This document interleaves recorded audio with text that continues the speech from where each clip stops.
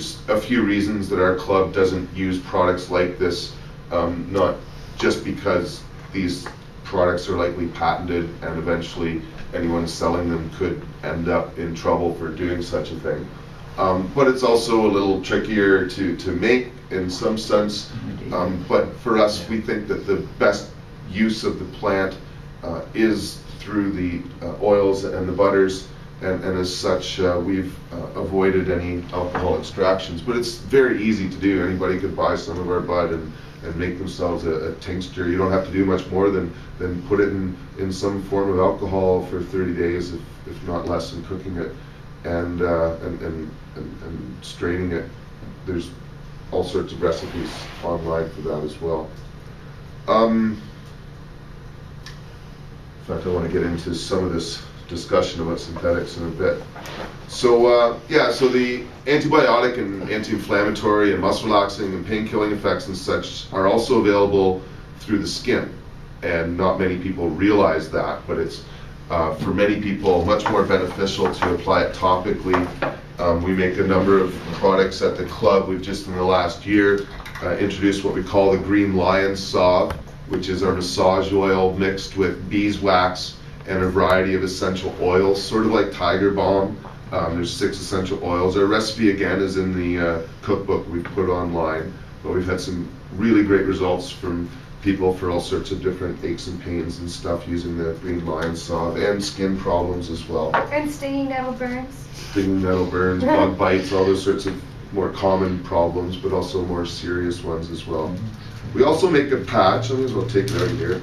Oh boy. When you're done cooking with your food and skin products, you're left with a bunch of leaf soaked in vegetable oil. So we take a fresh cheesecloth and wrap it in this, and people will put it over injured parts of their body or sore areas. People have used it for migraine headaches, putting it on the back of their neck because your large vessels to your brain go up there. We've had people using their face if they've had their face swell up or bruise for different reasons. People have used it for stomach cramps or other stomach problems and such. But it's a poultice, just like any other poultice that you can make, but it's made with the cannabis plant, and we would really advise everybody to be doing that. I guess our other product that I'd like to show is, we call it a Ryanol capsule. My friend Ryan was working in the bakery when I came up with this one, so we named it after him. It's got grapeseed oil that the cannabis was cooked into, one of the healthier oils out there. And it's made essentially, obviously, for people that have a need for the anti-inflammatory benefits or pain-killing, muscle relaxing benefits, but want to have a controlled dose without having to eat a cookie every day or some other food product. So we have many people, I'm not sure how many hundreds of these we're selling a day right now, but it's going through the roof because it's been excellent replacement for many pills that people were taking. They'll take a couple in the morning, the afternoon, and evening. When cannabis is eaten, the effects last for 4 to 6 hours at their peak and 8 to 12 in their lingering effects. So for people that need it medically, eating low dosage products made out of leaf, I should have mentioned, but this is a leaf product, is extremely beneficial from stopping the pain from getting really bad. A lot of people don't take prescription drugs or do anything until they're really sore, but if you're constantly taking these medications, you can avoid things from getting to a point you're really sore. And because we're using a whole bunch of different strains and mixing it up, you never develop a tolerance like you would, and many people do, to synthetic drugs. So yeah, I'm going to come back to some of these drug things in a minute. I'm just going to breeze through what I got up here. They've been making cannabis products for a very long time. I guess one of the first ones we know about historically is the anointing oil in the Bible, and certainly in before Prohibition, there were hundreds of different kinds of cannabis products that were available, made out of just about everything that possible at times. We really like to stress that when people are making their cannabis food products and just eating in general, that people use the healthiest food possible. Far too often people don't think of food as their medicine, but certainly we've come to learn otherwise. So we try to get people to do that. I say, is that cannabis ice cream? No, that's butter. Oh. But yeah, it's from an old bowl that we used to have. You should get some cannabis ice cream.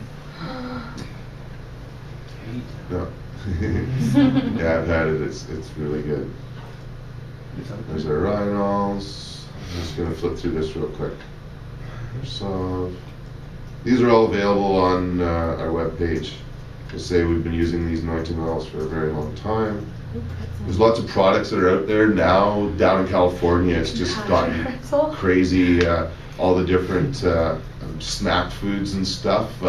This is coming back to our main point earlier, is that we've really prided ourselves on making health food with cannabis instead of putting it in foods that are either junk food at times or really meant to encourage the commercialization of this. We consider the work we do part of the healthcare system. You know, we're trying to, you know, we're like a hospital for people. We're not some kind of store. And so it's really neat seeing all these various edible cannabis products, but whether they're being made for medical or commercial purposes is something that we would question at times. And it's but it is wonderful to see all these things coming up there. It's just, it would be nice to see some of the clubs focusing a little bit more on the medicinal benefits instead of commercializing it somewhat. But not all clubs are doing that. I guess certainly Dr. Hornby over in Vancouver with the Green Cross Society of BC is working even more technically towards the food end. I have 3 of his little capsule products here.